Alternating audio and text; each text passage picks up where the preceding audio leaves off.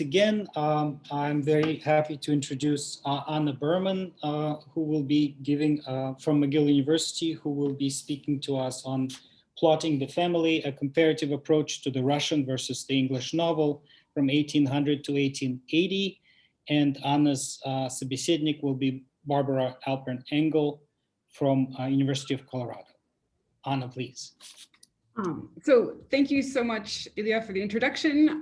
Thank you to Sarah Dickinson, Margaret Samu, and Anne Lounsbury for organizing the series and giving me this opportunity to participate. I'm really grateful for this.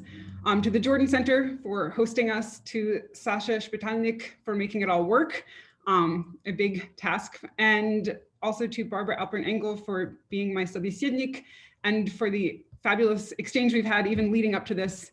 If all crashes and burns now, it has still been worth it. So I'm very grateful. And with no further ado, here we go. From Austen, Dickens, and Trollope to Tolstoy, Dostoyevsky, and Turgenev, family is at the heart of the 19th century novel. However, it would be difficult to confuse an English family plot with a Russian one. Indeed, it is almost a truth universally acknowledged that the classic English family novel, possessed of a young heroine, must be in want of a marriage at its conclusion. It might be going too far to claim that all happy English family novels are alike, while each unhappy Russian family novel is unhappy in its own way. Yet, despite the many ways English novels challenge the domestic ideal, they do tend to end by reaffirming the family order with a wedding and the birth of an heir on the final pages. While the Russian heroine, the heroine of the Russian novel, tends to end up either alone and spiritually superior to her potential mate, or in a loveless, childless marriage. In both countries, the stakes for writing about the family in the 19th century were high, because family stability was seen as paramount for creating a stable state. As a leading Russian church father declared in 1861, quote, "The state consists of families. Disorder in the constituent parts causes disorder in the whole," end quote. Now, given this belief, it is striking how few Russian novels culminate in the creation of secure, harmonious families like the English. Existing studies of family and plot have been based primarily on the English novel, and they assume a particular structure for the family that matches English realities. And I'm going to share my screen here. Okay, so the book project I'm finishing now compares the Russian and English traditions to reveal where our existing theories fall short, explain the reasons for their shortcomings, and to offer a new way of conceptualizing the relationship between family form and narrative form in the 19th century novel. So I combine family history with literary analysis across the two traditions to help us rethink novel theory. Now, obviously that's way too much for a 40-minute talk. So today, what I'm going to do is I'm going to walk you through an overview of what the book covers, as several others have done in the 19V series. And then I'm going to use that background to set up a more focused discussion of the final section of the book, which addresses Russia's alternative model for plotting family. And then I will close with closure. So looking at what family form does to endings. Now, given the audience here, I'm focusing on the Russian side today, but I would be more than happy to talk about England during the questions. And I have found it useful to work comparatively because the opposition brings certain features of each national literature into focus that are otherwise hidden in plain view, basically just accepted as the norms. As Louis Buehler has argued, and this is specifically of marriage plots, but it applies more broadly, quote, "Just as people living inside an ideology or a language typically do not see it and cannot describe it, for it is what they look through to the world around them. People using a literary structure are unlikely to see it, for it is the naturalized means by which they imitate the human types and actions of their world," end quote. So in this comparison, I've chosen specifically England and Russia because the family novel is originally an English genre and it came to Russia via England. The Russians were avid readers of English literature in the 19th century, and they drew heavily on English models. Now, they were, of course, also avid readers of the French, but they credited the English as the exemplars for writing about the family and the French for writing about love and adultery. As Nikolai Strachov characteristically stated about the two novelistic traditions in 1870, quote, "England is the classic land of pure family values, just as France is the classic land of love intrigues." So in order to make broad claims about two national traditions, I've read over 100 novels, so roughly 50 Russian and 50 English, that were written between 1800 and 1880. So I'm ending basically with the end of the great Russian realists and a moment where you have some important changes in Victorian marriage law. I am focused on the gentry in Russia and the bourgeoisie and landed gentry in England, as they were the primary subject of novels. So I am not considering the peasants or the working class in this study. I trace the significant patterns that appear in each national literature, from liberal to conservative novels, from sensational to Christian moralizing. The family plots reveal remarkable consistency across the political spectrum. And I should note that my study includes many Russian women authors, so I am not comparing a predominantly male tradition in Russia to a heavily female tradition in England. And overall, I have found that the family plot lines do tend to break down along national lines rather than by gender. In terms of the approach, rather than explaining individual families like the Karenins or the Dombeys, my focus on dominant plot patterns reveals the underlying structures of kinship essential to each national tradition. Now, to contextualize the large canon of novels in the study, I compare Russian and English conceptions of the family in the 19th century. While there are shelves and shelves of books on the Victorian family, much less has been written about the Russian gentry family. So I've relied on a variety of sources, and I've seen, and so people are coming in, many of the authors are in this room right now, so I'm delighted about that. So the sources have varied from microhistories and studies of property rights, inheritance laws, advice literature, estate culture, and women's history, to primary sources like debates in the thick journals about changing imperial family law, writings on the women question, articles in women's domestic journals, and discussions in the literary criticism. And from these sources, I have pieced together the underlying, often unstated assumptions authors held about what the Russian family was, as well as the debates that were raging in the mid-19th century about what the family should be. Okay. So, the family can be conceived upon two axes, a vertical diachronic axis and a lateral synchronic axis. And here I'm indebted to many years of conversation with the psychoanalyst Juliet Mitchell, who formulates the family in these terms. So the vertical axis represents the family's movement across time, the succession of generations, looking back to ancestors and ahead to progeny. The lateral axis represents kinship in the present, the family expanding outward, right? From the nuclear core to the extended kin group to chosen kin. Now, while both axes are present in any family, not all societies or all historical periods grant them equal weight. So my basic argument is that the more individualist English placed primary value on the vertical, while the more communal Russians emphasized the lateral. And I argue that this distinction shaped the way authors in the two nations plotted consanguineal relations, so the blood family, courtship and marriage, and alternative kinship constructions. And indeed, these three primary kinship constructions provide the structure for my book. So let me elaborate on the vertical lateral model, which is the topic of my first chapter on family history. So family form derives from broader social and political forces. The English obsession with lineage was predicated on a sense of stability. Rights were inherited like family estates and passed down generation to generation.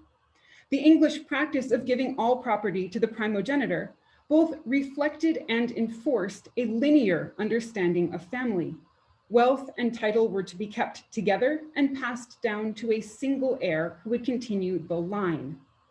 According to historians, for the English, the custom of primogeniture was seen as a safeguard against the disintegration of patrimony and family, as it was aimed at perpetuating the power and prestige of families over generations. Now, the Russian nobility took the opposite view. They saw primogeniture as a threat to the family. And we know this because in 1714, Peter the Great attempted to introduce a law of single inheritance, but the nobles rebelled against it. To quote the property rights historian Lee Farrow, they considered it, quote, an infringement on their ability to provide for their family members and protect their family's political and social interests. From their point of view, the new law went directly against their concerns for family preservation and the future of their children, end quote. So here we see that they're emphasizing the needs of all their offspring. Now, in a land without a constitution, where the Tsar could bestow estates, but also take them away, which happened quite frequently in the 18th century, partible inheritance, this spreading it around, was actually a much more adaptive strategy. As we see in the arguments that led to the quick overturn of Peter's law, the Russians were not primarily concerned with amassing wealth and with its vertical transmission. They did not focus all value on anything singular, an heir or family name or title, all of which were fragile. Instead, they spread their concern outward in the present.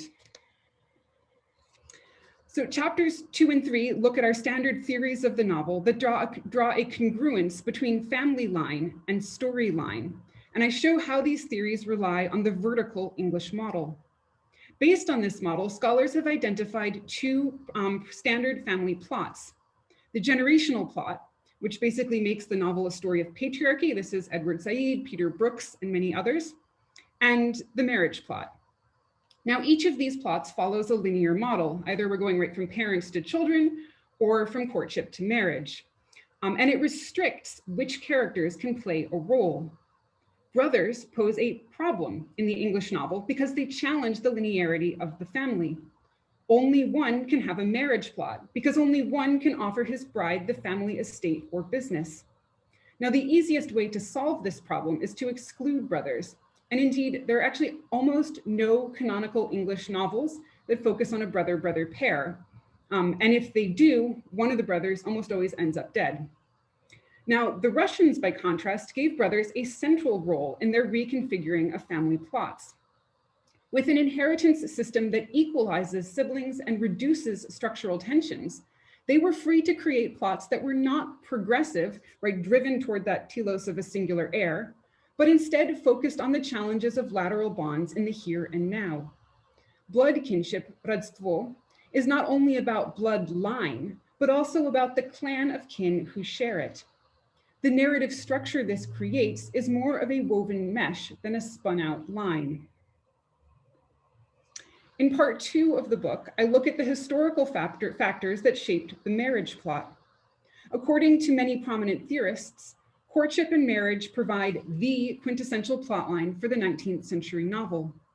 Comparative studies usually rely on England versus France, so courtship versus adultery, but adding Russia into the mix reveals and upends many of the assumptions on which these theories are built. I begin with a historical chapter that explores the underlying ideas about gender roles and the domestic sphere, and then show how they shaped family plots. In theory, and in England, courtship plots should lead to a happy marriage. Yet in Russia, as we all know, they rarely do. I argue that the reason for this difference lies in the way the two nations positioned the family ideal in time. The Victorians clung to an idealized vision of the family as a space of peace and love, a retreat from the harsh world outside. Now, this English vision relied on looking back to an idealized past for the family, whether or not such a past actually existed. Consequently, the English marriage plot serves a conservative function, right, reaffirming that stable order as a primary source of continuity. Its aims are vertical, the continuation of the family line through producing a legal heir. We find a characteristic explication of this theme in Thackeray's Vanity Fair, when George Osborne's father anticipates his son marrying a rich girl and, quote, his blood boiled with honest British exultation as he saw the name of Osborne ennobled in the person of his son and thought that he might be the progenitor of a glorious line of baronets. Or in Trollope's Can You Forgive Her? Mr. Palliser is thrown into this same state of, quote, almost unconscious exultation on learning of his wife's pregnancy.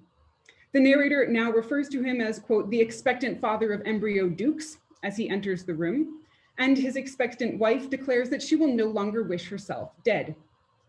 Many English novels end explicitly with the birth of a child on the final pages. While the English had their ideal of cozy family past that should be preserved, for most Russians, the traditional Russian family was a backwards institution. Its contours were outlined in the Domostroy, a 16th century domestic manual that called for the use of force to obtain unconditional obedience from wives and children. With the traditional past filled with wife beatings and patriarchal tyranny, by the mid-19th century in Russia, believing in good family values meant advocating progress and change. As a result, I argue that the Russians turned courtship into a progressive plot, and progress meant not creating marriages that would continue the existing order. Valuing conditions in the present, the Russian goal was the character's moral integrity or the liberation of the heroine, focusing on her spiritual well-being. In practice, this meant that she often ended up unwed, but still morally superior. The English idealization of the family presented problems for plotting marriage itself, as wedlock only becomes plot-worthy when it goes awry.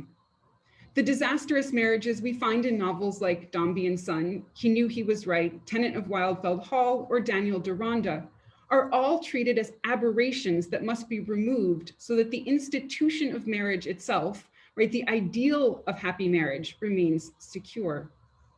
In Russia, where marriage was generally understood to be a broken institution, there was room for novels to both diagnose the problems with conjugal life and to attempt repair, tolerating imperfection. Russian authors plotted the trials of married life in works that allow wedlock to be a rocky state, yet still redeemable through liberation. Marriage also served different ends in the two traditions. Since the Russians were less concerned about producing legitimate heirs and more focused on the state of relations between the couple and their lived experience in the present, the actual legal state of being married loses its significance. And I actually make the very counterintuitive claim that marriage was not actually the goal of the Russian marriage plot. The Russians separated the form of legal marriage from the content, right? So the quality of relations between the couple, placing their value on the latter. Now, all of this, which I've laid out in very broad strokes, sets us up for what I want to focus on today in part 3.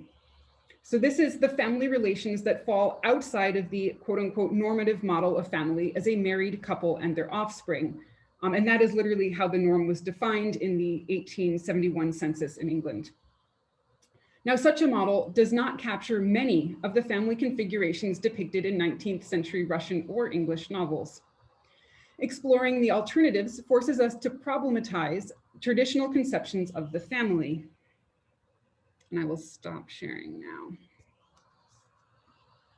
So I will begin with the basic question of defining the family, and then I'll discuss the conditions that enabled alternative family to become a dominant feature of the novel. And then I will look at some examples of how this plays out in Russian novels and the liberalizing function these kinship constructions serve. In looking at how family functions in Russian novels, we see that it need not inherently be defined by biology or legal state sanction. In recent years, sociologists have offered up a more flexible and inclusive social constructionist definition of family that matches what we see in Russian novels. Sociologists and anthropologists have applied numerous terms to these non-normative family structures. I am calling kinship relations that bear no blood or legal ties intentional family. As defined by the sociologist Margaret K. Nelson, intentional family, and I quote, refers to those relationships developed by individuals when others in their social worlds come to be regarded as being like a member of their family. The word is meant to imply that these relationships do not happen by chance or at random. The word also implies that because these relationships may persist over time, they may develop complexities so that they feel neither voluntary nor chosen at particular moments, even though individuals are clearly free to leave them. And finally, the word implies that these relationships do not merely exist, as formal kinship does, but are sustained through action. Now, not only does this definition map precisely onto what we find in many Russian novels, but I also use intentional family as a deliberate response to Dostoyevsky's accidental family, случайное семейство. Indeed, one aim of this part of my study is to situate Dostoyevsky's famous and well-studied accidental families in their broader context, and to show that they were not an isolated and unique creation on his part, but instead participated in a much wider trend in the Russian novel. Now, there are a series of preconditions that enable alternative forms of family to arise and thrive in the novel, and I believe these conditions are actually standard features of the Russian context. So if we return to that two-axis model, I would argue that the vertical family is a conservative force. The vertical axis is defined by legitimacy, by bloodline and sanctioned marriages that produce legal heirs. In plot terms, its telos is the arrival of the rosy-cheeked baby who will assure the family's future. This axis is resistant to change. With powerful ancestors or pressing concerns about progeny, it is difficult for family to break out of its traditional linear mold. Vertical family also calls for constriction, right, so that inheritance is not dispersed. New family configurations tend to take shape only when the vertical is either absent, as is the case with orphans who don't have any kin, or when you have invalids who cannot reproduce, and that's the two ways we tend to find this in England, or when the vertical no longer carries moral force. Many Russians in the mid-19th century believed that the Russian family was experiencing this latter kind of breakdown. The rapid transformation of Russian society in the period of the Great Reforms shook the foundations of the gentry family. Articles in the press used contemporary court cases about abuses to highlight the desperate need for reform. As jurists rewrote imperial family law, they challenged the all-powerful status of the father. Traditional ideas about gender roles were also being contested with the rise of the woman question. I'm sure that this audience knows Dostoyevsky's famous proclamations in his writer's diary about the breakdown of the vertical family model, with fathers failing to serve as positive moral models for their children. This weakening of the vertical is just what is needed, though, to allow alternative models to spring up. Another essential condition that enables the loosening of the traditional family structure is a temporal outlook that puts weight on the present, which, as I've been arguing, is the case in Russia, but not in England. When the ultimate telos is not the precious heir, this enables new kinds of families and family plots. I will briefly use Dostoyevsky to illuminate this point. A writer who was obsessed with the family, Dostoyevsky managed to produce a whole career's worth of novels in which not a single legal heir was produced. Dostoyevsky's heroes never fret about having progeny or about the legacy they will pass on to their heirs, aside from intangible family pride or honor. This enables them to focus on questions of spiritual worth and connection that will not produce or reproduce anything.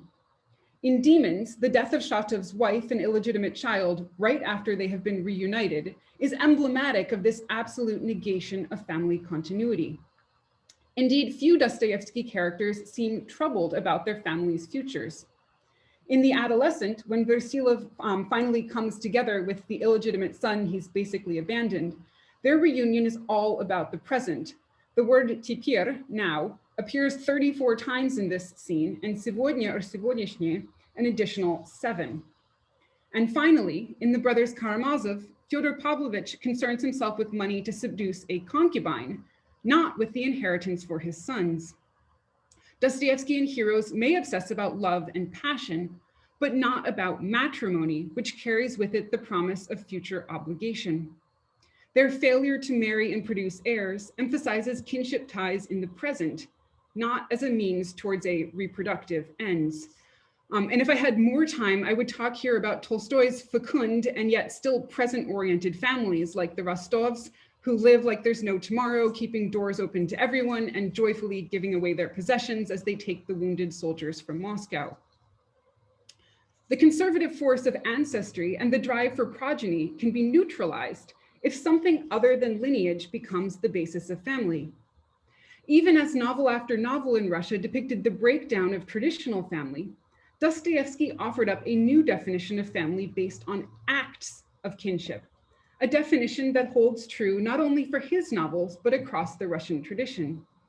As he claimed in his writer's diary, quote, "The family is created by the untiring labor of love," end quote. Now, this untiring labor need not be carried out by people with blood or legal ties. When the vertical axis is weakened and characters can focus on their kinship connections in the here and now, family can expand on the lateral axis. Lateral expansion is key to the Russian novelistic family.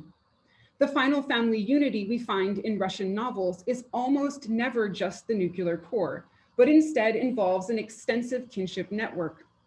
For example, Tolstoy ends War and Peace with the Rostovs staying with the Bezukhovs and their dear friend Denisov visiting. Or in Anna Karenina, it's the Oblonskys with the Levins.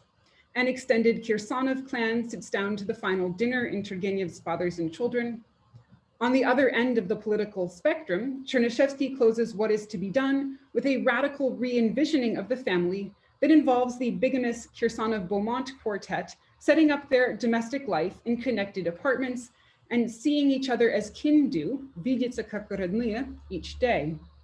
The comfortable accommodation of bigamy shows a disregard for legal sanction that would be unthinkable in an English novel.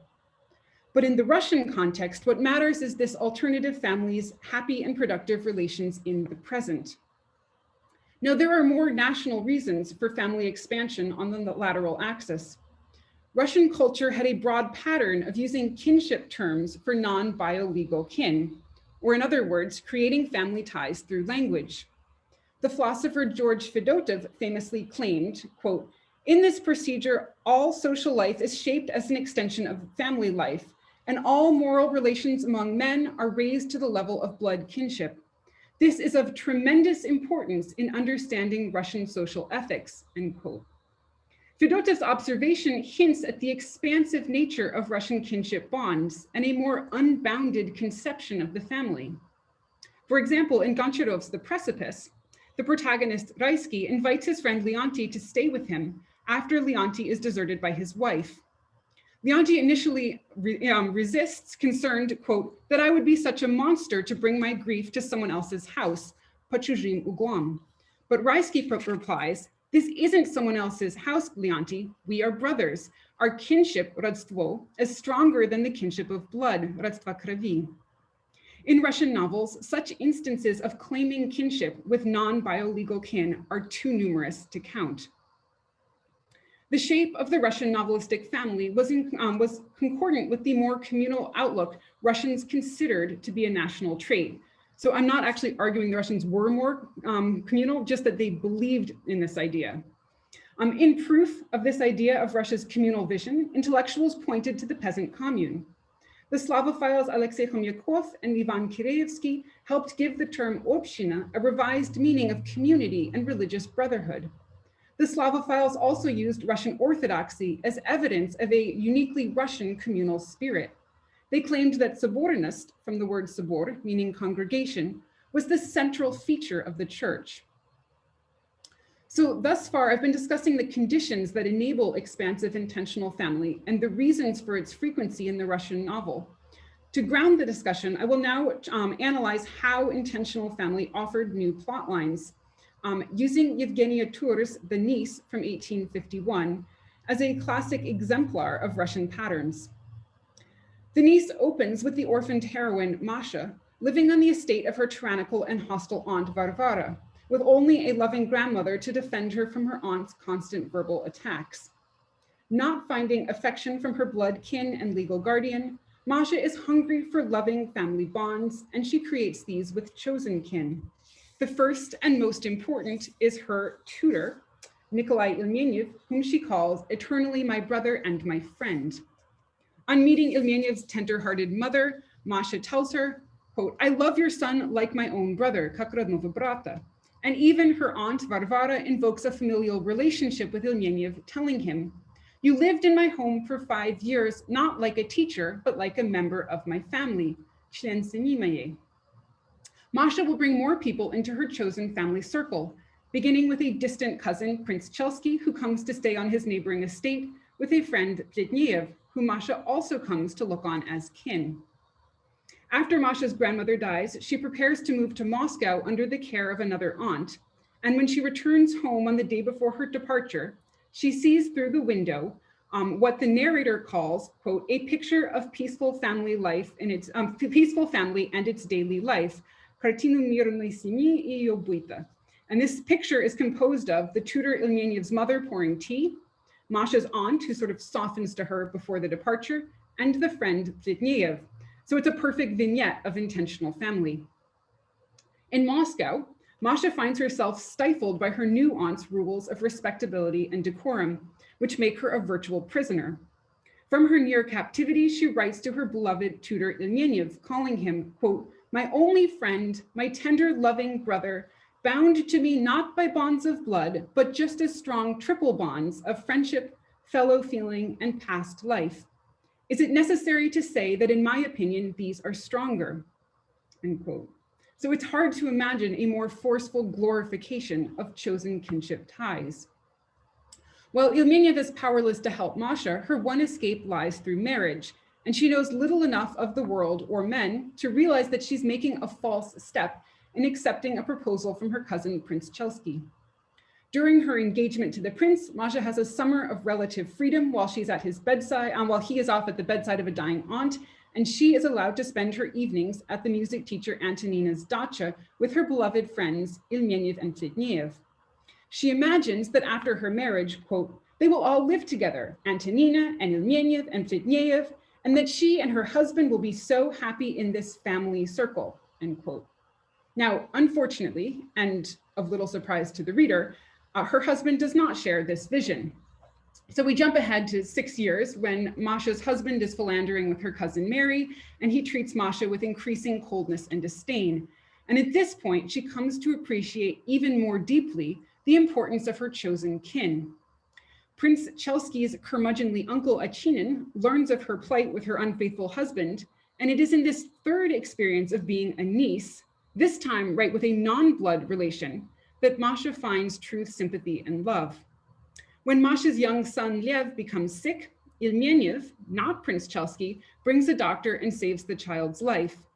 And when Masha herself falls dangerously ill after fighting with her husband, who's run up huge debts, Ilmeniev and his mother actually sell their house to get money for Masha. She tells him that if she dies, she leaves her son to him and the uncle, not to her husband, which indicates where her true sense of family lies. Upon discovering that Ilmeniev has given up all his savings for her, she begs forgiveness, but his mother answers, wouldn't I have paid the debts for for my daughter and he for his sister if God had given us a daughter and a sister, but he sent us one in you. Now, ultimately, Masha survives, and her husband's uncle Achinin frees her from Prince Chelsky by threatening to disinherit him. And then Achinin takes Masha and her son off to live in the Crimea with him, with the understanding that Ilmeniev and his mother will accompany them. The cousin's Mary's husband discovers the affair and kills Prince Chelsky in a duel at 5 paces. So I will share my screen again for a second. So if we look at the family left standing at the end of the novel, it's the intentional one that Masha created with her son, the non-blood uncle, and the close friends she considers to be kin. So if we look at this, right, there are no romantic or sexual relations in this final family construction. The niece illustrates how the absence or failure of blood or legal relations enables intentional kin to take primacy. Chosen family is more important than romantic love or wedlock.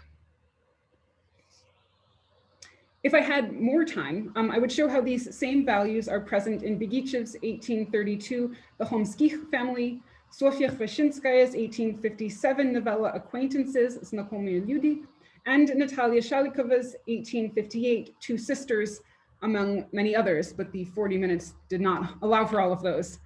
One important effect of lateral expansion in the Russian novel is the liberalizing of the traditional family model. The ending of Turgenev's Fathers and Children from 1862, for example, finds harmony reigning in the family as it expands across class lines. The double wedding of Arkady to Katya and Nikolai to his peasant mistress Vyenichka provides traditional comedic closure. Yet it also makes a major statement about class to have Fenichka now seated at the table as part of the family. Their illegitimate cross-class son, right, whose existence Nikolai Petrovich initially attempted to hide, now also has a place at the table. Even the embodiment of aristocratic values, Pavel Petrovich, kisses little Mitya after being toasted, and he goes through the symbolic gesture of kissing Fenichka's hand, another way of indicating her acceptance in this new gentry milieu. This blended family provided an important model for authors like Dostoyevsky, whose adolescent was partly intended as a response to fathers and children. The family structure in both novels is predicated on a loosening of the traditional family to make a place for an illegitimate cross-class son. While Dostoyevsky framed his explicit comments about the accidental family in distinctly negative terms, right, as a disintegration of the family unit and a regression from Tolstoy's idyllic jam-making clans, the ending of The Adolescent illustrates the positive side of this new, looser kinship conglomerations that could emerge. From its fractious and fractured beginnings, Arkady's family stabilizes into a kind of harmony. Rifts between gentry and peasant are symbolically mended as Versilov stays with his peasant mistress, although actually the marriage he promises her does not take place. And Arkady, who's been lashing out through the whole novel, learns how to belong to this accidental family and to accept its love. And all of them are living at the expense of Tatiana Pavlovna Prudkova, whom Arkady has called aunt for his whole life and who oversees Versilov's estate, despite the fact that she's a landowner in her own right and only almost a relation of the Versilovs. Чуть ли в самом деле не сродны. The breakdown or accidentalizing of the family, which has received so much attention from scholars, is complemented in these novels by a reconception of what family can be and a more flexible form to kinship ties. And this pattern holds across Russian literature. While Tolstoy may seem like one of the most conservative guardians of patriarchal family values, even he includes such an accidental family at the heart of Anna Karenina. It is easy to forget that after Anna's death, Vronsky leaves baby Annie, his biological daughter, to be raised by Karenin, her legal father. So Karenin is left parenting Seryozha and Annie, two half-siblings, one of whom shares no genetic relation to him. While the examples I've just discussed use blended family or chosen kin mainly to overcome class rifts, in Oblomov, Goncharov also bridges national divides. The titular hero takes offense when an acquaintance, Tarantyev, speaks ill of his dear friend Stolz. Listen, Mikhail Andreevich, said Oblomov sternly, I asked you to be more tempered in your language, especially when speaking about a person close to me. Close to you, Tarantyev retorted with hatred. How is he any relation to you? He's a German, of course. He's closer than any relation. I grew up and studied with him and I won't allow any rudeness, end quote. So their bond, closer than any relation, ближе всякой родни, can unite half German and Russian. While the novel seems to center on a traditional patriarchal family, with Olga ultimately married to Stolz and producing a robust brood of children, it is in part an intentional family, as Stolz takes Oblomov's son to raise with his own. And this child is the product of a mixed class marriage between Oblomov and his housekeeper.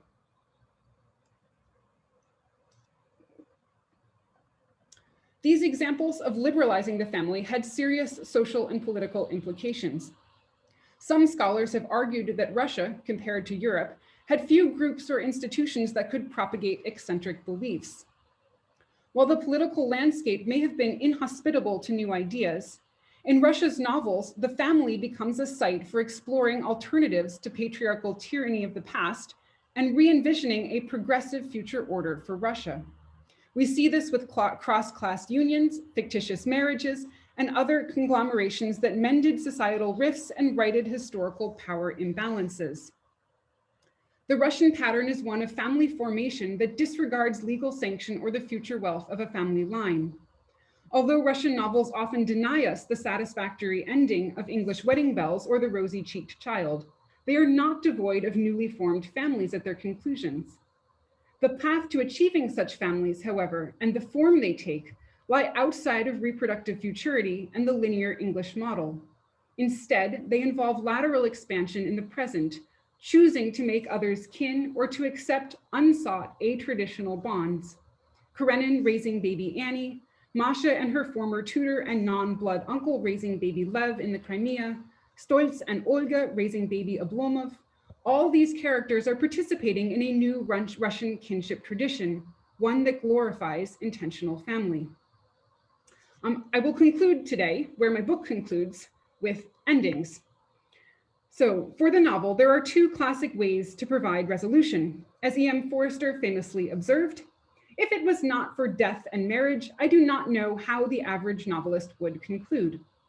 Now, clearly, the Russians were not the average novelist Forster had in mind. What will provide closure depends on the incitement to narrative and the ultimate goal it put forth for the novel, to draw on D.A. Miller's formulation, which Shama Shahadat spoke about for this series in September. When our single men are in want of wives, we know that they will find them. Miller calls this, and I quote, the tyranny of a narrative so thoroughly predestined that it does nothing but produce spurious problems for a solution already in place. The Russians would fight against this. When unhappy families are unhappy in their own way, their fates are more radically open.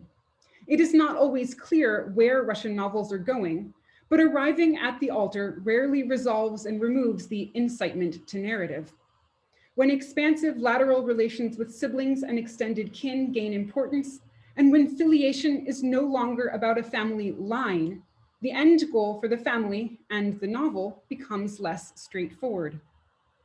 Recognizing this interdependence of narrative form, family form, and historical conditions forces us to reevaluate some of our standard theories of the novel and to see them for what they are, theories of the English or English and French novel. I am arguing that the linear driving force of plot is a function of the progressive drive of the English family striving for vertical continuity. While scholars have noted its breakdown in the modernist period with the rise of the self-made man and the declining importance of ancestry, they have not taken the next step to acknowledge that on the other side of Europe, in a culture that already de-emphasized ancestry, lateral plotting was already alive and thriving in the 19th century. Expanding our view to include Russia, we see that there is a lateral, sprawling alternative to the progression of single sons, one that roots its meaning in the present rather than the future. The 19th century family novel can be a conservative story of marriage and reproductive futurity, but as I hope I have begun to convince you today, it can also be a story of breaking with the past and embracing the messy and unfinalizable present. Family form is what determines which course it will take. Thank you. Thank you so much, Anna. I would like to introduce Barbara Engel as Anna's собеседник. Okay, good. I'm really grateful for the chance to have read this fascinating paper, to participate in this seminar, and to see so many faces I haven't seen in a long time. This is quite an opportunity. Maybe because I don't read contemporary literary criticism, Anna's paper recalled to me the writings of the great critic Vissarion Belinsky, which I hadn't thought about in ages. It is a job of art, Belinsky wrote, quote, to be faithful to the reality it purports to reproduce, end quote, as I'm sure I don't need to remind this audience. The paper brought Belinsky to mind for two reasons. First, because not only were Russian literary representations of family different from the English, the lived experience of Russian gentry families undoubtedly was as well. And second, because embedded in Belinsky's remarks was a critical politics equally relevant to many of the works discussed. Anna seeks not only to note, but to explain the horizontal and open-ended nature of the Russian fictional family. Having contemplated related issues for many years now, I confess that I don't know why the Russian family operated the way it did. But I have no doubt that fiction reflects the reality. although almost all gentry families, uniquely for Russian society, lived in nuclear as opposed to complex households, gentry households were rarely self-contained units. Connections to others, both kin and non-kin, were more extensive and intensive than appears to be the case in England. I don't really know about England. And because those ties did indeed extend horizontally to adopt Anna's imagery, and those ties did indeed extend horizontally to adopt Anna's imagery. And alternative forms of family also existed in real life. Related to this was an absence of concern for what I would call conjugal and family privacy. As historian Boris Mironov has put it, in Russia, even nuclear families were not, quote, fortresses to which access was forbidden by outsiders, end quote. This was reflected in domestic architecture. In her book on the Russian country estate, historian Priscilla Roosevelt notes that Russian gentry modified the layout of the country houses they'd visited in England when they recreated those houses in Russia at the end of the late 18th century. Russians' country estates rarely included the private domestic space typical of the English originals. Instead, Russian estates were designed as a setting for a cultivated way of life for show to impress their many visitors. This meant that family privacy, so important to the English, remained limited even in relatively modest gentry houses. Rooms opened onto one another rather than off a hallway, so doors could not be closed, creating privacy. Another example, into the early 19th century, the practice of showing the bloody bridal sheets as part of the wedding ceremony persisted amongst some of the gentry. By the time your writers are writing, since into the early century does tell us something. All this led me to, might the absence of concern for marital and domestic privacy in Russia, by comparison with England, affect the different representations of spousal relations that you, Anna, identify? How might this affect what you talk about? And then there's politics. Again, I don't know about the English case, but the Russian novel was made perhaps more than its fair share of ideological baggage, certainly from the 1840s onward. Surely Russian writers' critical attitudes towards Russia's authoritarian political and social order influenced their portrayal of gentry family relations. In my view, those relations had long ceased to resemble that of the Domostroi. Thus, if fiction had become a site for exploring alternatives to, quote, patriarchal tyranny, to use Anna's language, was this because gentry family tyranny was really so dreadful, or because literature served as a venue to express writers' heightened concern with individual rights and dignity in public, as much as, or perhaps even more than in private, and thus, at least in part, a way to articulate the political and social critiques still forbidden to journalism. I conclude with Chernyshevsky's What is to be Done, which illustrates both of my points, despite the fact that almost all of it is not really about the gentry family, maybe Rakhmetov. Many of the details were drawn from life, including the relationship with Vera Pavlova and her two husbands, which were based on a real-life ménage à trois, Maria Bokova, Ivan Sachonov, and Pyotr Bokov. And they all lived together quite amicably.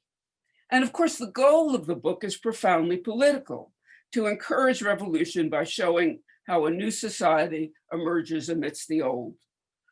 The book eluded censorship merely by happenstance. I'm sure you all know the fate of its author. It's hard to manage, it's hard to imagine an English equivalent of either the book or the man. That's it. Thank you.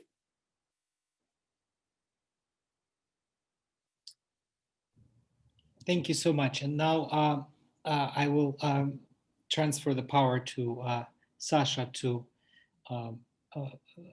monitor the questions. Great. Just before we get started, Anna, would you like to respond to Barbara's comments, and then I can bring a few more questions to you? Yes, and I will do it quickly. Great. Just because there's so many people here. I'm very grateful. Thank you so much for these really interesting thoughts, especially this point on privacy.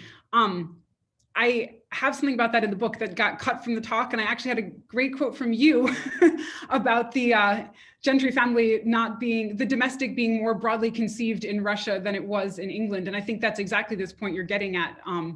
And I think that's spot on. And I think it is definitely really important. On both sides, there's this interest, and I think you see it especially in England with this kind of fascination, because there is this privacy of the way to get the stories about what's going on behind closed doors is through the novels.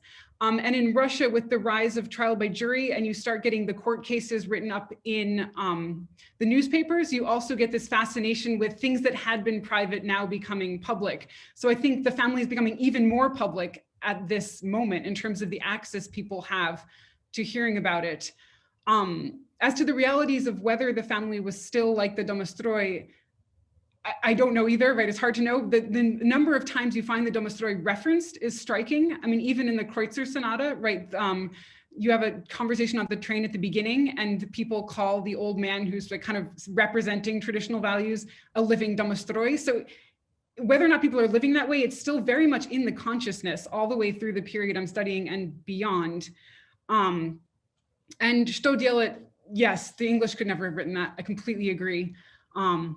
Maybe I'll leave it at that. So thank you. Great. So we have first question is from Katie Trumpener. Katie, I can read your question aloud, or would you like to ask it yourself?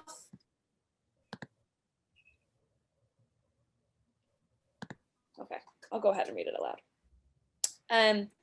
Great talk. I have a question which perhaps could be read aloud. Is there another dynamic in some of these 19th century Russian novels that some of the servants become part of the elective family? In Chekhov's Three Sisters, there was a crisis when the old nurse is going to be sent away because she is too old to work well, but the sisters successfully resist this. The implication seems to be that she is a family member. So are there similar scenes and tensions in the novel as well? One way to think of these might be as feudal relationships which deserve respect, or maybe they are becoming post-feudal and are now to be replaced by more expansive traditional families. Thank you for the excellent question. I think the most obvious cases of this would have to do with the governess or the tutor, right? Irina Paperno has written about I think she calls it the Tudor Scheme, where basically that's how the young man gets into the house. And this is what we see in What Is to Be Done, and we see in Kto Vinovat and many, many other novels. So yes, you have someone entering and then literally joining the family. There's also a lot of tension around this. I'm thinking about Antonina as another example. That's a section of the Nice that was published also separately, that you have a governess who, because she's in this household, then meets a higher class man, and there's huge tension around that crossing of class, and eventually the marriage is actually prevented. If we think of crossover with serfs, you get things like The Adolescent, right, where Versila falls in love with one of his married serfs, and so it's an adultery novel of sorts that's bringing this together. Tolstoy's Childhood, not a novel, I mean, it's shorter, but again, you have all questions around the place of the nanny in that one. But I can't think of any off the top of my head where servants per se are actually that centrally joining a family. You often have, heroines who are very close with their main female servant who's helping them, but I can't think of family terminology in that context. Maybe someone else on here can. Okay, we have a question from Piotr Axer. Piotr, you can go ahead and unmute yourself. Thank you so much. That was a fascinating talk, and Yeah, just a wonderful overview of a work that I would look forward to reading. I have some scattered thoughts that I hope maybe you may be able to help me with, because I don't know many examples from English literature, but the ones I do know make me think maybe in ways that aren't necessarily political, um, but make me think of some contrasts in the examples I'm thinking of that maybe you have some insight into. So, for example, in Jane Austen's works, and it could just be a feature of her particular personality and what she's interested in, about relationships and potential marriages. But in Pride and Prejudice, there's such an emphasis on intellectual or at least witty repartee between the protagonists that end up married. But then I think of somebody, which is not the case, it seems to me, in Russian novels, Oblomov or in Dostoyevsky and Tolstoy and Anna Karenina. There's such an emphasis, it seems to me, on some kind of bearing of the soul, or immediate kind, or not immediate contact, but something like that, some kind of a direct communication of oneself to someone that one is in love with. I mean, it seems that all those walks through the forest that Ljovan and Kitty take and things like this that show that they're really expressing what they feel internally to one another is just very interesting. But then again, I feel like in George Eliot, that's present too. And that's partly why someone like Dorothea has such a difficult time with Casaubon. They go to Europe in Middlemarch. She can't really express all of these things she's feeling, encountering this incredible art, to Casaubon, who's just a scholar who can't finish his work and doesn't really know how to interact with her. But then with Will Ladislas at the end of the novel, she is able to interact with a peer in some way, and then it becomes important as well that he has a political function in Parliament. I think he's a representative. He's promoting liberal ideas. Her role as somebody who does good things in her community becomes important. And then in Eliot's Silas Marner, there's also kind of an accidental family epi with I can't remember the miser's name at the moment, but right, yeah, Marner, yeah. So okay, so they have an accidental family that brings both of them happiness. Neither of them want to give it up. And it brings the community a great deal of happiness as well. So this seems to me to be some kind of something in parallel with maybe what you're describing in the Russian context. So I was wondering, if you can make any sense of all those ideas. Thank you, Piotr. I'm not sure exactly where the question lay, but I do have some thoughts about the different points you made. And I would say Eliot comes the closest on a lot of axes to resembling what you see in the Russian novel. The key distinction I find is that in the places where the Russians would have just called it brotherhood and used a family term, Eliot never does. And her favorite term there is fellow feeling. And so you get all these cases where like a classic one I think I put in the book was from actually not Middlemarch, it was from Mill on the Floss, but you have this moment where the Tulliver children hit the first like major difficulty in their life. And this school teacher's wife, who they didn't have a particularly good relationship with, has prepared them some food, and they look at her and they have this understanding for the first time of this feeling of fellow feeling, them reaching out to her. And it's a place where Tolstoy, Dostoyevsky, any of the Russians would have gone to something familial, and yet Eliot doesn't. She talks about fellow feeling. And I think that is a kind of key difference. But yes, in a lot of ways, she does share a lot of the concerns the Russians do. And Silas Marner is a great example of creating something like intentional family. Agree with that. In terms of what draws the couples to each other, which seems to be one of your other questions, I don't have quite as much to say about that in terms of how you form. I have a whole section on courtship and how it works. And I think the structures governing courtship were a bit different in Russia, so that may add to this. But yes, also Austen is writing slightly earlier. Most scholars say the first Russian family novel was Eugene Onegin, right? So we don't actually have any quite at the same period she's writing. So there's a difference there. I'm not sure if that covered all your points, but I think I got some of them. No, that's great. I mean, I was definitely wondering how Eliot contrasts with the Russian example, considering, yeah, what I see as some similarities. But that's excellent. Thank you so much. Anne Lounsbury, if you want to go ahead and ask your question. Sure, thank you for that wonderful paper. It is so thought-provoking, and I'm going to limit my questions. But the first one was when you talked about the Russian novel, the families focus on the present, right? Instead of this futurity, this focus on futurity. It reminded me of Gershon Kron, the old argument about the economic time horizon. It's an interesting way of thinking about how time gets represented by members of different social classes. And I think that it might be interesting to look at in connection with the family, that under certain social circumstances, it's only possible to look forward to a certain degree, right? I was also wondering, maybe you said this and I missed it, what were the differences in the laws about which cousins you could marry? And how important was that? Oh, that's a great question. Yes, so.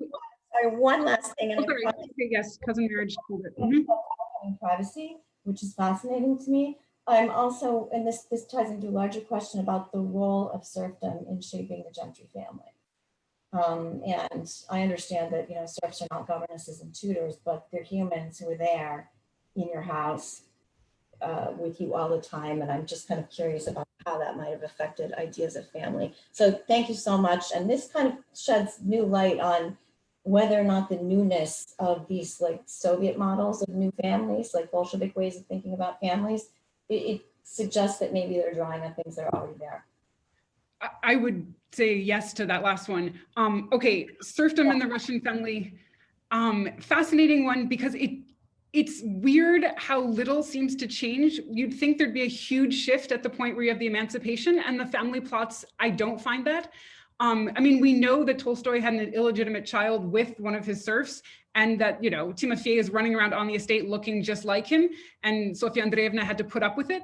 So the fact is, like, that's going on, and yet he's not acknowledged as a member of the family. So we know that there is still, in real life, a strange way that you're creating this divide.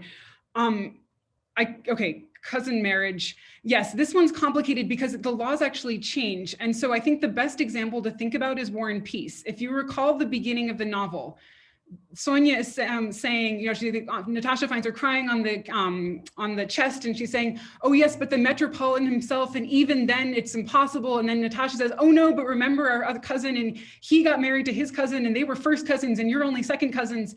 So in 1810, this seems like an insurmountable option. In 1805, this seems insurmountable. You'd wonder why, I don't know, I never really thought about it, why the Countess gets so worried about the marriage later in the novel. It's because the law changed in 1810 and they made second cousin marriage legal in Russia. So the Russians were actually loosening this, and there are huge debates going on. In England, you were allowed to marry your first cousin. Some people saw no problems with that. Others do see problems with it. It comes up in, for example, Jane Eyre, when she's rejecting her cousin, John Rivers. She says, we are first cousins, and you have been like a brother to me, and it's better to keep it that way. But you see other ones like Mansfield Park, where they marry the first cousin, and there's absolutely no problem with it. The Russians had, in general, a more expansive list of who was considered kin in terms of incest laws, because they treated spiritual kin just the same as they treat. So, so you couldn't, not only could godparents and godchildren not marry, anyone who were godparents to the same child can't marry. So in Leskov's Zahudyalny Rod, Decaying Family, this is actually a plot trope where a woman is trying to get her beloved to not marry her. It's like a selfless act. And the only way to stop him is that she basically connives so that he becomes the godfather to a child she's godmother to. And that way they can never marry. And it's the one way to sort of prevent him from marrying her, even though she knows he still loves her. So it does work out in the plots in different ways. But I think the incest question, because it's literally the question of where is the limit of the family? It's much closer in England. And in England, it's a much more economic question, because what you find is the aristocracy, they're pushing for first cousin marriage, because if the primogenitor has daughters and the next one has sons, you want those to marry so you keep the wealth and the title together. For the Russians, that is just not a concern.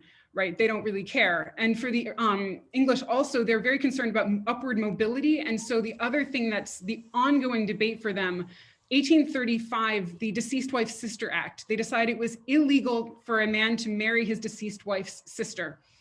Because it would be like incest, because she'd been like a sister in the home. And it had been very common because she was like in the aunt role, she's caring for the children. It remained fairly common among the lower classes where it wasn't policed, but for anyone in the upper class that becomes illegal, and it doesn't get changed, I think, till the beginning of the 20th century, if I'm remembering correctly, but it comes to Parliament over and over again. In Iolanthe, there's actually a joke about it, where the Queen of the Fairies, basically her curse on them is, she said, she's putting her son into Parliament. She says, he shall prick that annual blister, marriage to deceased wife's sister. And all the peers are yelling for mercy. And the reason some people wanted those marriages was if the first daughter had married up, you want the other daughters to be able to marry up. So again, there was some economics behind those debates. But we do see these debates going on in both countries about where family limits should be. They all knew about the problems of inbreeding. And so there were also a lot of fascinating articles in the Russian press about, you know, the rates of deaf mutes in different populations based on their, what kind of incest laws they had. And you also had some funny articles, well, maybe I thought there were funny articles in some of the religious journals where you get these priests saying like, stop pressuring us to do these marriages, like, because the Russians often didn't care that it was illegal and they would try and bribe priests. Tolstoy's brother considered doing this, right, to marry his sister-in-law, which was illegal in the Orthodox Church, but just fine in England. So in Russia, right, two sisters or two brothers, two siblings can't marry two siblings. Whereas, so this is why in War and Peace, if, you know, Prince Andrei lives and marries, then Natasha can't marry. So you can't have two and two. Whereas you get this in Emma, right, two sisters and two brothers. It's pretty common in English novels. And sorry, that's a long-winded answer on. No, that's fascinating. Thank you so much. And I would just add that I think that some of the earliest sort of genetic research on whether or not it's bad to marry your cousins, I think Darwin did that by tracing cousin marriages among the English aristocracy and figuring out that their children were not messed up. So it's okay. Yeah, and it's fascinating. And then you get a lot of French studies of this. And then they were looking at different ethnic groups within a country. Yeah, so there was a lot of research on this. Thank you. Welcome. Christine Monet, if you want to go ahead and ask your question, you can unmute yourself.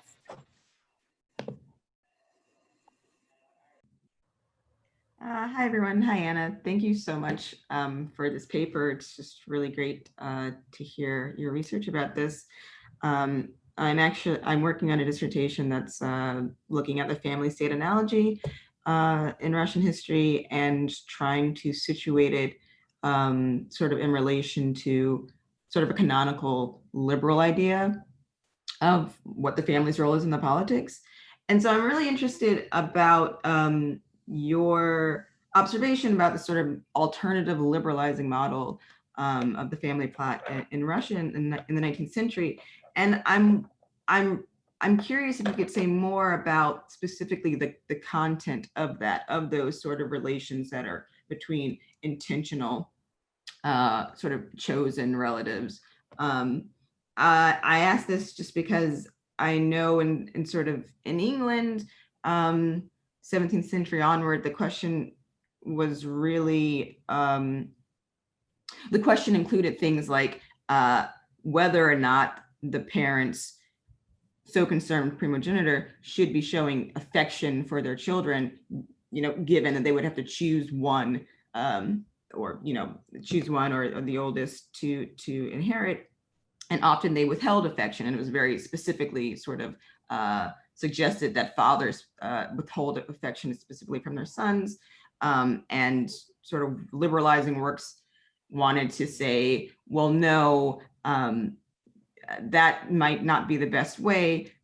There should still be relations of sort of hierarchy, but there's, you know, the father-son filial affective relationship still had these obligations and duties. So I'm wondering if in the Russian case, which in its own historical context also has to do with things like affect and emotion, specifically, you know, like the father czar and his care for all of the children across the empire, sort of justifying the ways in which the regime cared to to shape its subjects.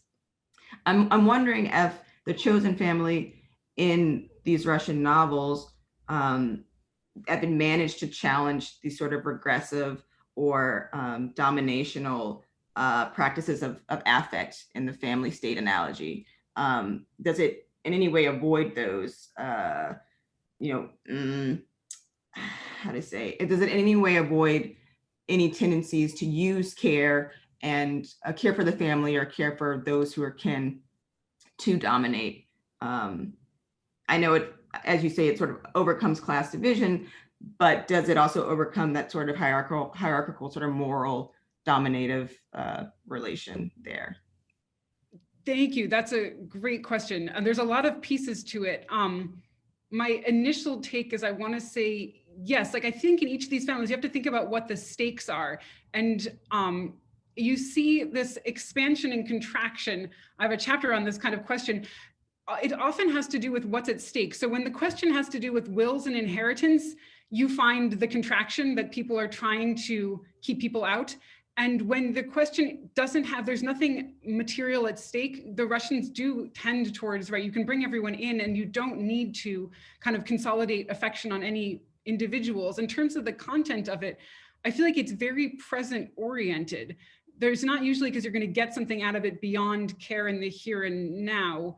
And I don't think you have that same idea that, right, this person represents the future of the family, therefore we devote all resources to this individual. It is much more about caring about everybody in the present. And I'm not sure that fully answers your question. I sense there was something a lot deeper in there.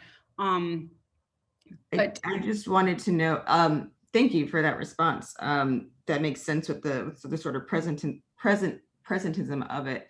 I was just wondering, if the sort of content of the family plot in the English model is sort of driving towards things like primogeniture and in the future and wills and these kinds of things, like what is the thing that the Russian family plot is driving towards? Is there like an idea there that it's driving towards or not? And whether or not the sort of expansive nature of these relations of care are in any way sort of could be parallel to sort of less progressive or less liberal sort of expansive tendencies of the empire. Yes, well, there is that dangerous tendency the Russians have for calling everyone the bratья меньшие, right? That there's this expansive, we are the big brother of all these groups we're going to dominate.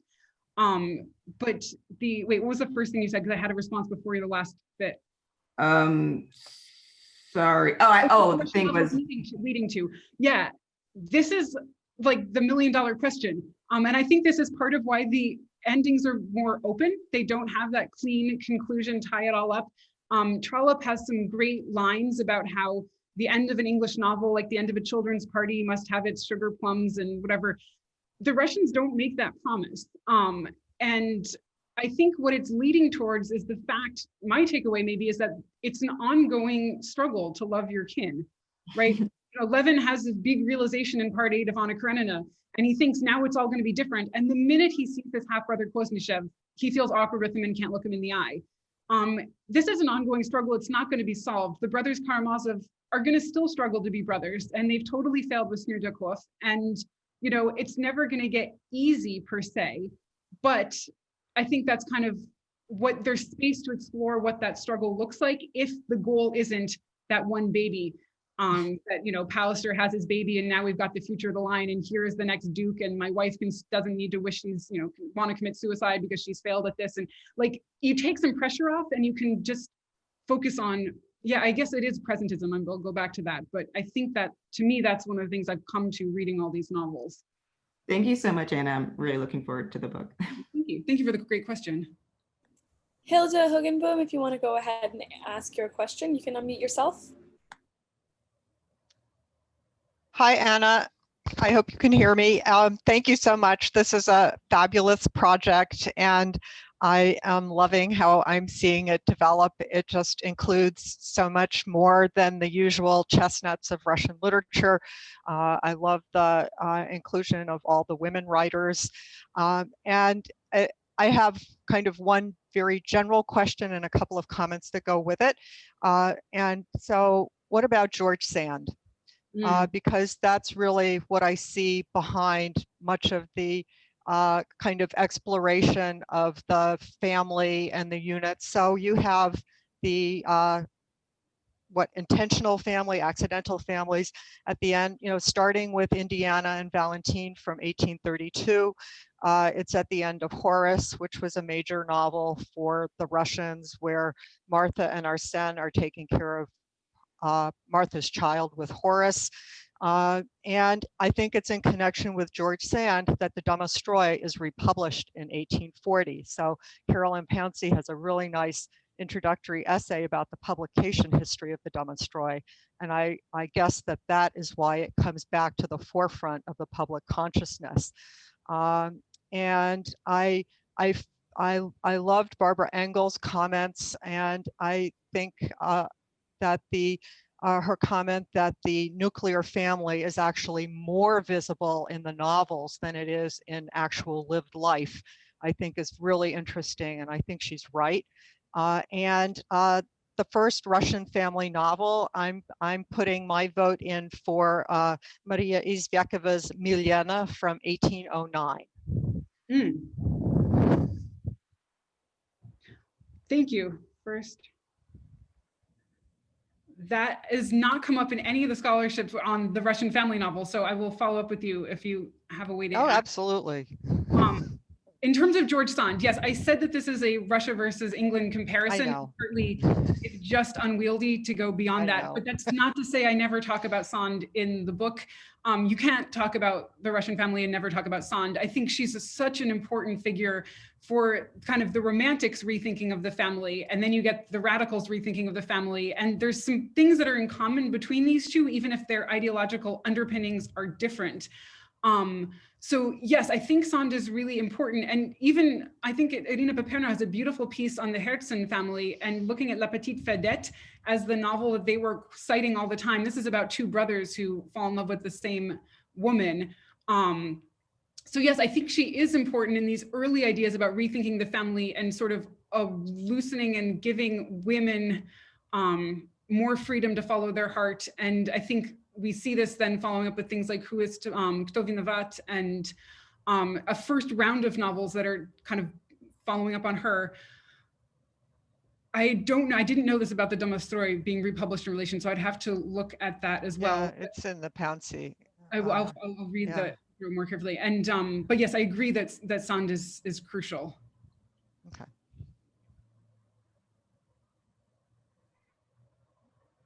Great. Eric Naiman has to leave at 1:30, so we're gonna scoot his question up ahead of the rest really quickly. Eric, if you want to unmute yourself and ask your question. Thank you. It's a great talk, and Barbara, it's wonderful to see you at a literature panel. I hope that happens more often. Two kind of just general questions. One is that Anna, you began with law, right, and property institutions and inheritance law, as if it were a kind of causal factor. And at various points in your answers to questions, you seem to be coming back to that point, although mostly in your talk, I had the sense that law was kind of proceeding on a parallel track. And I'm wondering if you have a kind of basic kind of theoretical commitment to where law fits and property rights fits in your analysis of literature. And the other question, which may call a response that you might find more too hubristic, is what forms of literary theory, what schools of literary theory, or what particular theorists' work prove really inapplicable to Russian literature after your book is published. So for instance, if D.A. Miller sees the novel as both a kind of celebration, but as a kind of fundamental violation of privacy, right? A mode of social control. Given what Barbara was saying, does that basically mean that we shouldn't really refer to novel and the police and a kind of Foucauldian analysis of literature when discussing Russia, and sort of what else has to be thrown out or rescripted after your book is published? Well, Thank you. Two excellent questions. First one on law. So I think law, right, societies create the laws. The laws don't just appear out of nowhere, but then societies modify them. So I think law is tricky because there's a give and take, right? It gets created based on a certain set of values, but then it also enables certain plot lines and ways of thinking, and then those get modified. So I don't mean to say everything's happening because of the law, but I think the law is reflecting certain kinds of values. And you definitely see, so William Wagner's wonderful work looking at the jurists debating the law in the, in the reform era, you can kind of see how people are taking the law and using it to craft a new reality or respond against one. So I don't want to say that the law is causal, but I also don't want to say, I guess I want to say that these two are in dialogue, if that makes sense. Particularly because these laws change on both sides. So you see the debates about the Deceased Wife Sister Act, the debates about property rights for married women in England. They're all kind of up for grabs. The first divorce becomes legal in England during the period I'm looking at. So as each of these things comes to the fore, you get debates that change people's thinking, and then that changes the plots, and then that changes the laws. And so they kind of go hand in hand. Or the best and worst example might be Diana Craik's Hannah, which is a novel that is almost 100% about women who want to marry their deceased sister's husband. Almost every single person in the novel is facing the same problem, and it comes up to the parliament and it again fails, and eventually the heroine moves to France where it's legal and marries the guy. So you can kind of see how the law enables a plot in England, or doesn't enable something in England and then does in France. I'm not sure that quite gets your first point. And the second question about what else we would have to rethink, I'm not sure yet. There's so many things from Watt onward that go back to him that just are so unbelievably Anglo-centric, or the Secret Life of Domesticity. I'm just blanking on the author. Oh my gosh. One of these classics. If anyone knows his name, they can jump in. But he actually has a disclaimer at the beginning that he's only looking at England because it's all he knows, but it's a good enough stand-in for the novel. And if you start looking, you find, he was nice to even give a disclaimer, but you find these kinds of comments in a lot of places where you're kind of, the novel is inherently one set of novels. And I have been just focused on this question of plot progression, but I think you're right that other issues would also come in, and I just don't have a good answer yet, but I will think and I will let you know when I arrive at one. Great. Just checking to make sure we're coming up close to 1:30, but we do have quite a few questions left. Is everybody okay with me continuing to read them, or do we have a cutoff for today? Sharp cutoff? Okay, great. So Shama Shahadat. Shama, would you like to ask your question aloud, or shall I read it? You can just read it. Sorry. Okay, great. No problem. Sorry. No worries, not at all. So I really enjoyed your talk. Thank you. I also very much like the idea of the Lateral family. However, I wonder how this model developed in the course of the 19th century. Would you apply it for the whole period you cover? Is the open family, like the Bakunin's, for example, a forerunner to the communal model as we find it in Chernyshevsky? Yeah, I think that question actually links back to the George Sand question a bit, that the underpinnings of this in that earlier period are more around this kind of romantic idealism as opposed to the radicalism we find in the 60s, but it leads to certain kinds of similar experiments in a sense. I think the difference may be that by the time you get to the 60s, 70s, there's this sense of the family under threat in a more existential way, and the sense of it being broken that we didn't have in the same way in the 30s, if that somewhat answered it.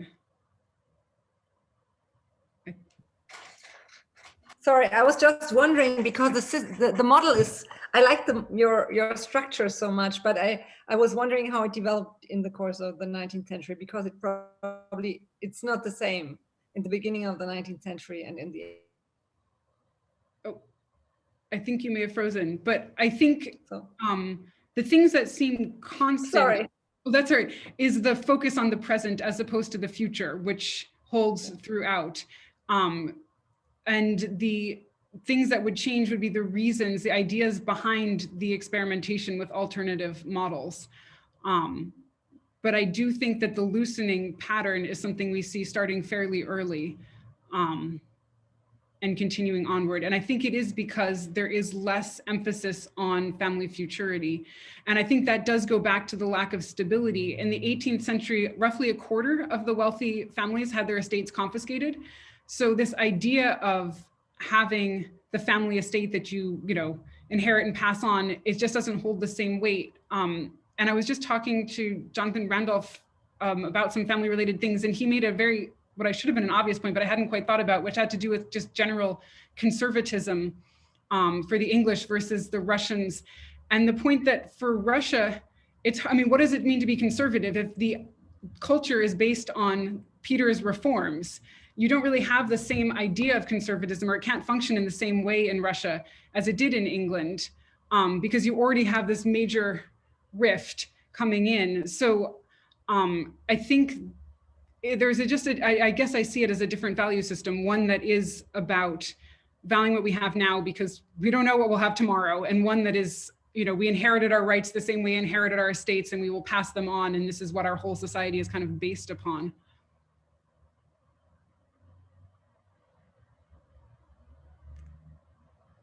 Great. Jenny Flaherty, you can go ahead and unmute yourself.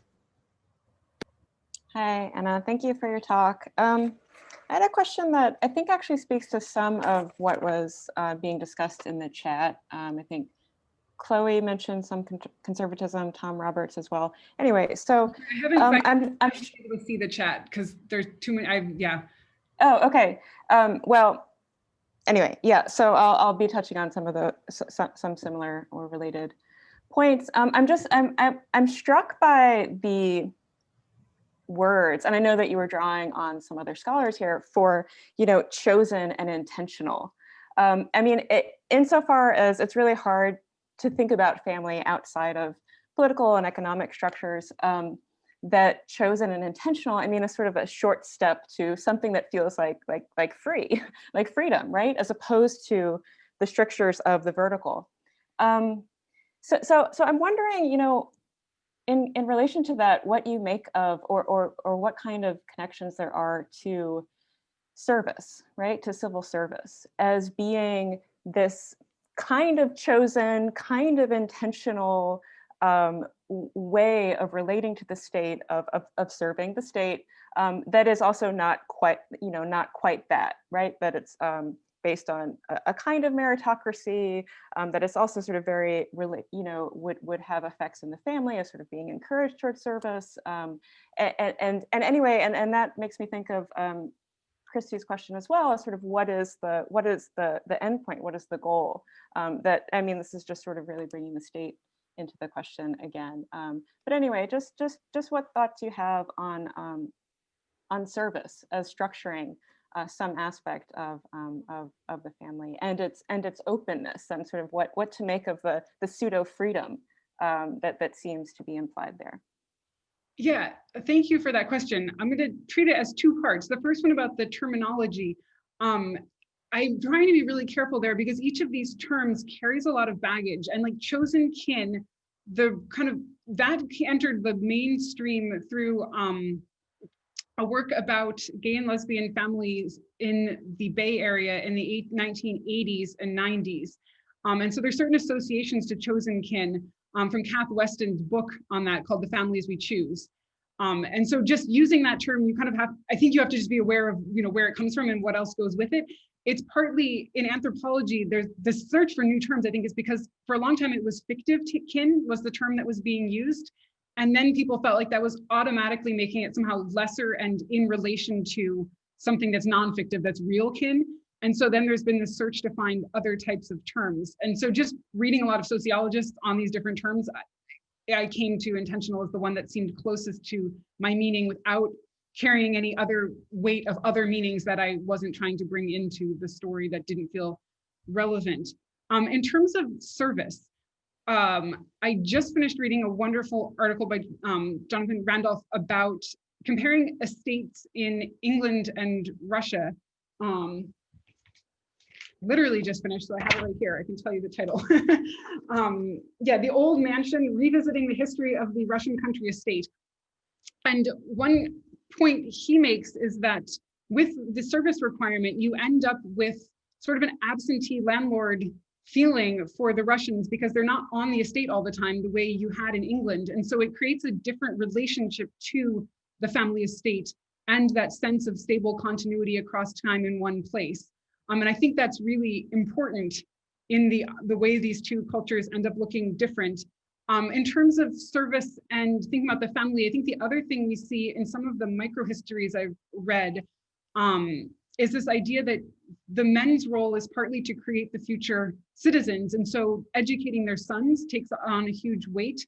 And that actually you find the wife doing more of the estate management. So our ideas about what the gendered roles are within the family are not actually true to the lived realities we sometimes find on the ground. So Tolstoy may write about, Dolly doing all the education for her kids, but when you get right down to it, that's not always what it looked like. And that this was a patriotic act for some men as they saw it to focus on education and being with their children in that way. So I guess that I would see in terms of service being chosen versus intentional. I'm not sure I quite saw it end up in what I've read. I don't see it fully connecting to the family, though perhaps there's something there that I'm overlooking.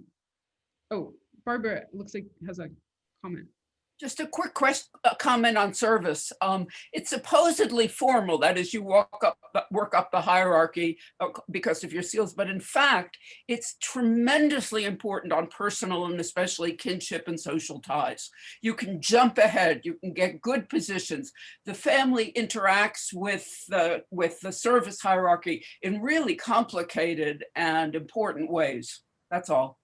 Actually, and I'll add on to that, that's one of the other reasons the Russians didn't like primogeniture, because you wanted to have spread everything around so you have more relatives who are moving up in different ways and have more family connections. And this was seen as actually a way to get your family ahead versus the English who saw this as a way of spreading out everything and basically destroying the future of your family. So the debates about the law of single inheritance also bring that to the fore. Great, so we have a question from Anne Bobrov-Hajau. Brilliant paper, which had me smiling as you presented. I'm an artist with a PhD in Russian history, painting highly researched, large polyptychs that visualize Russian society and social structure. Recently, I completed a 14-foot wide piece about Russian patronage clans, from the rise of Muscovy through the recreation of patronage clans under the Bolsheviks. I think that your conception of the Russian family and its lack of continuity over generations, as well as Anne Lansbury's description of Moscow centralism in Russian novels, would fit into the way I visualize clans in my painting. Ultimately, I suspect that both Anna's and Anne's phenomena result from autocratic social structure, which necessitates weakening of the power of aristocratic families over time. The strength of Russian families, as Anna describes it, is having a network that can help you within your lifetime rather than over generations. Anna, how would you place your family concepts within the overall autocracy? How would I place my family? I think the point that this questioner, whose name I didn't quite catch, is making is right on in terms of we don't have the same number of aristocratic clans who start powerful and end powerful all the way through. There's much more fluidity on the Russian side. And I think we see a real tension in the writings and the novels and poetry about how much people value ancestry, right? Sometimes you find people really honoring it and the importance of having your family with the name that goes back a long time. But on the other hand, you have many cases I can think of in novels where you have people attacking this idea. And because of the fact that you could, you have the, you could attain gentry status through service or through heredity, it already kind of is an assault on this model of some kind of stable set of families. And I know these rules all keep changing as well. So there isn't that sense of continuity. Autocratic social structure, yes. So I think I lost the track of the original question as I started answering, and I apologize. But I think Yeah, that there. I think, am I unmuted now? Yes, I think you're, you are getting at it. Yes, so thank you. And yeah, these recent comments about service by Jennifer Flaherty and Barbara Engel are also, I think, getting at this same issue that I'm suggesting, that when you were speaking, I got the sense that you were talking about sort of a liberation of the family, whereas I guess what I'm doing is setting it within a context of a generally autocratic social structure that has to weaken the power bases of aristocratic clans over time. And all of these issues of the service nobility and being able to enter and so on, I think these all fit in to that general pattern. So thank you very much. This has been really fascinating. Thank you for that question. And I think we see this absolutely also with their spending patterns. Arkadius Khan, I think, is the one who's written on this, the kind of impoverishment of the gentry, because they're outspending their means. And it is a focus on this generation right now, as opposed to the focus on how much we can save up as capital to pass on to the next generation. So we do see this weakening, and there's also the splitting of estates, right? One factor of not having primogeniture and of having this part of inheritance is that you are getting each generation kind of weakened, and then you need people to go into service to be making money because the estates are no longer sufficient to support everyone. So there is this breakdown going on for most of the gentry families. So yes, I totally agree. Thank you. That's fabulous. Thanks. And we have a question from Chloe Kitzinger. Thanks so much for the wonderful talk. Anna, if I understood right, you described the English family novel structure as inherently linear, patriarchal, and conservative, and the Russian family novel structure and family as more experimental, present-oriented, and open. I'm wondering, did you notice particular conventions and constructions, formal and or social and political, that were associated with the Russian lateral family model too? In other words, in the Russian novels you've looked at, does the lateral model of family and brotherhood become restrictive, prescriptive, and or conservative in its own way? Okay, thank you, Chloe. That's a great question. So yes, I think you've gotten me right in terms of what I'm saying. And does it become prescriptive or restrictive in its own way? That's a great question. I hadn't thought of it in those terms, and my first inclination is to say no, because I think a lot of the novels are more diagnosing problems. And so you may find repeat endings of like unwed Russian heroines, but I don't think that's because they're restricted to that in the way you're saying. I think it's because we haven't got a positive model necessarily yet that we can embrace, and then we start getting these alternatives. But I think they're each looking for a solution to the fact that following the English model of, heroine meets hero, they get married, they have an heir, isn't going to lead to a happy ending. And so it's looking for some way to push back against what they see as the problems that they're facing. Did that make sense? And is that getting at what you were asking? It does make sense. I guess what I'm thinking is that some of the lateral or brotherhood models, and particularly I'm thinking of Chernyshevsky, strike me as socially very constrictive, right? The fact that you're living in this sort of grand family means that you're accountable to everybody, and means that in the long run you have very little freedom, right? And so I guess when you describe this Russian family novel model as being so open and so present oriented, I feel a little bit suspicious, right? Is it really all that open? Is it really all that experimental? Or is it rather imposing brotherhood itself, maybe as a form of restriction or as a form of expectation? And I would imagine that would, I haven't really thought about it, I would imagine that would have a formal consequences as well, right? That when you start to read some of these Russian, the range of family novels that you have read, that there do start to be plot expectations based on this model, and there do start to be conventions, right, for what you do and what you don't do, even if those conventions aren't any longer following this line of the patriarchal family. Okay, I think I got it better. Thank you. So yes, I mean, we definitely do see patterns emerging of similar plot tropes that appear over and over again. Chernyshevsky is fascinating, right? Because the problem there is what's happening to the children, right? The last thing we see is they're all off at a pleasure party, and there's really no attention paid to the next generation. So the big question is, right, what's going to happen to Vera Pavlovna's unnamed, unnumbered children? Who knows what's going on with them? I mean, it's a completely unrealistic vision. And I just taught it this semester, and one of my students said in the last class, it's really obvious that was written by a man, because all the female authors we read would have paid attention to who was doing the childcare. So yes, I don't think he's offering up a real model of alternative family. He's certainly not the only one to write about fictitious marriages. A writer who wrote under the name of Dolgina, she writes a novel called The Fictitious Marriage, Fiktivny Brak, in 1876, where almost every figure at some point considers entering one of these marriages. The heroine actually does. And there, it's maybe a more honest ending. So basically, she enters a fictitious marriage, and then over time realizes she's fallen in love with her husband, and he's fallen in love with her, but both of them think they can't, they have to hide this because the ideals of their marriage was that it was supposed to be unconsummated, and eventually the truth comes out and they live happily ever after, but they don't have any children.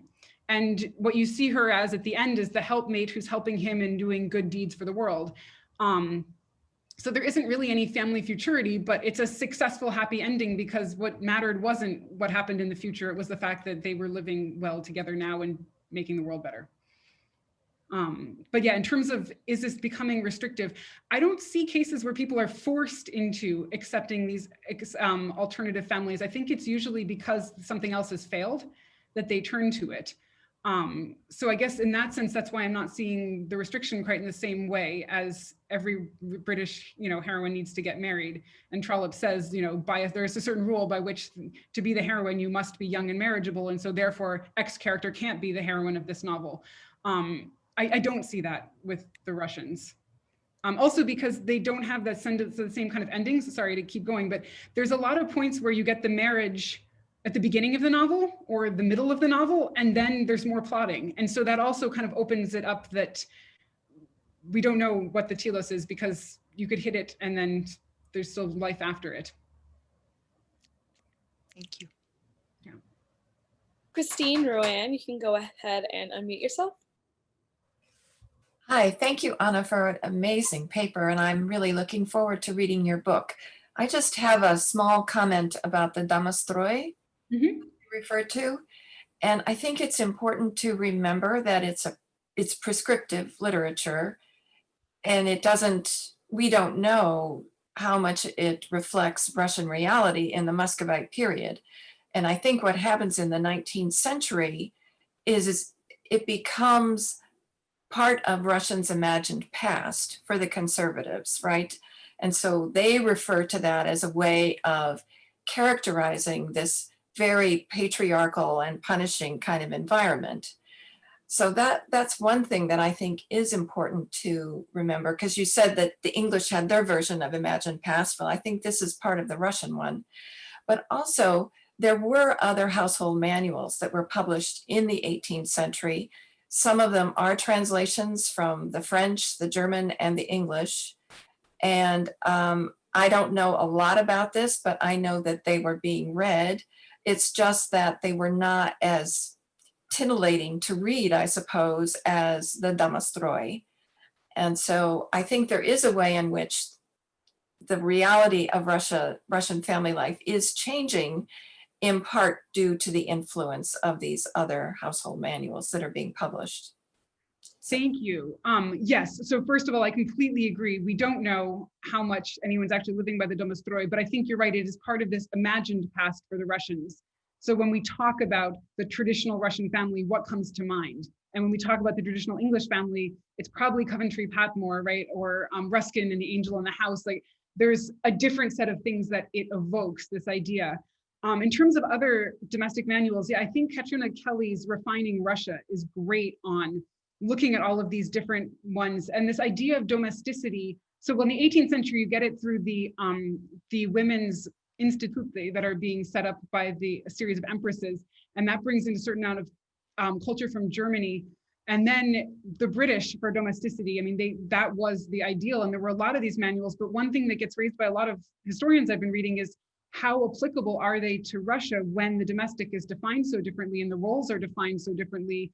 And you could be running your estate as a woman. So some of what you're reading in your English manual, you can't really live it in Russia.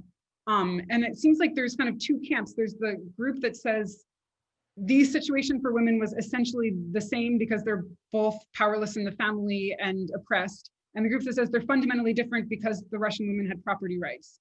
And I don't know fully where to come down on that, because in the court records, they do have property rights, but you also have cases where, women are beaten to the point that they sign the mortgage papers, or, there's not, I'm not sure how much freedom this gives them. And we watch in Anna Karenina as Dolly basically has to sell off all of her estate because of Steva's profligacy. So we see it happening in the novels, and we see it in the court cases as well, that just having your estate doesn't guarantee power, and you were legally obligated to live with your husband. So there's lots of cases where women flee and then are forced back.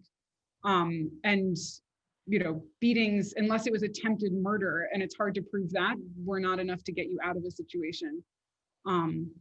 That strayed a little bit from the initial question, but yes, I completely agree that the Domostory is more about the idea Russians held about the family than about a reality. Great. Ilya, if you'd like to go ahead and ask your question. Yes, thank you so much, Anna. This was really fascinating. I have a question about this opposition between the vertical and the lateral, and I wonder if you noticed at all whether or not this opposition was sort of sustained across class, I guess. And what I mean by class is in the British case, they frequently invoked kind of opposition between the aristocracy, right, and the kind of middle class gentry vision of what the family is all about, and the emphasis on precisely this kind of lineage, right, the emphasis on alliances and so on, as opposed to spiritual kinship, right, that we find, the Jane Austen's kind of Jane Eyre's sort of outburst to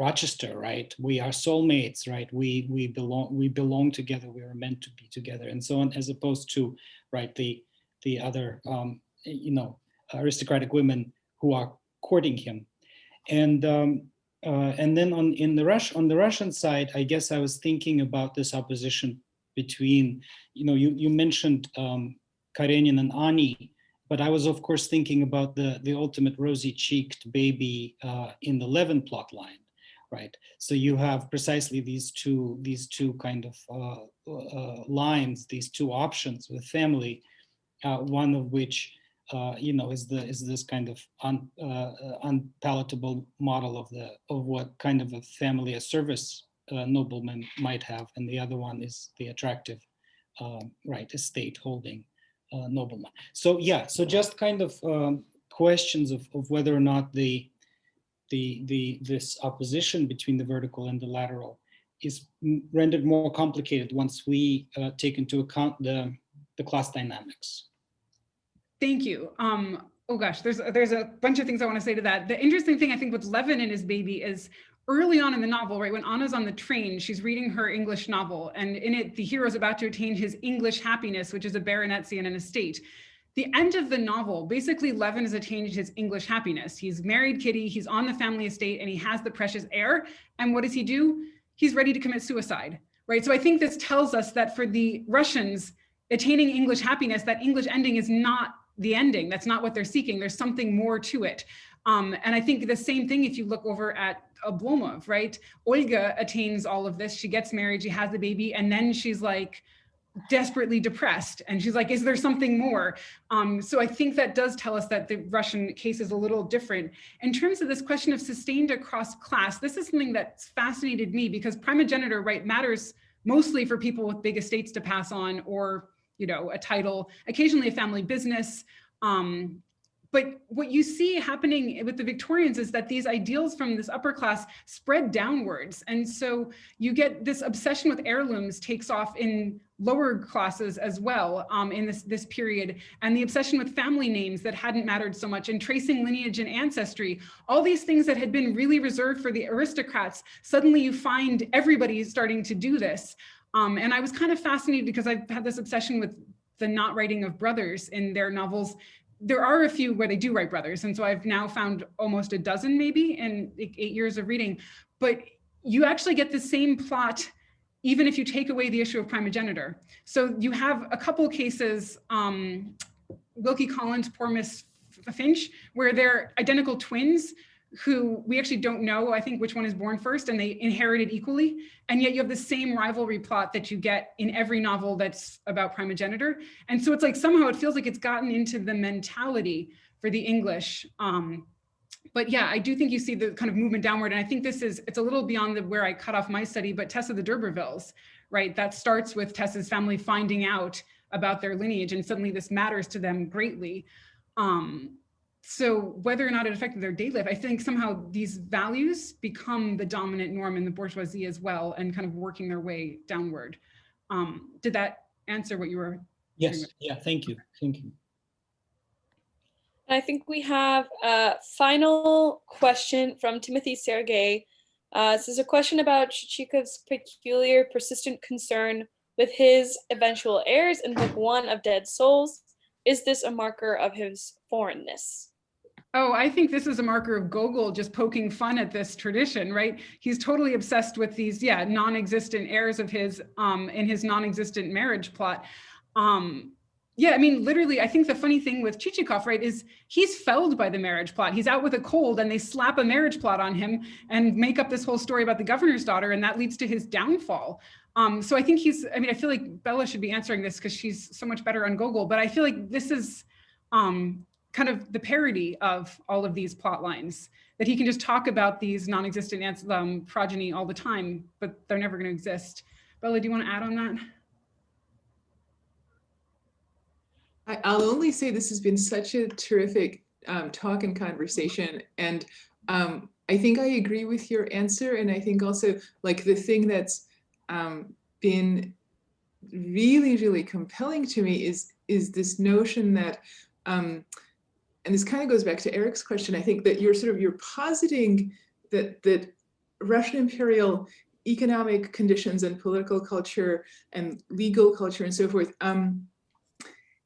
like shape horizons of possibilities, right, in the fictional output.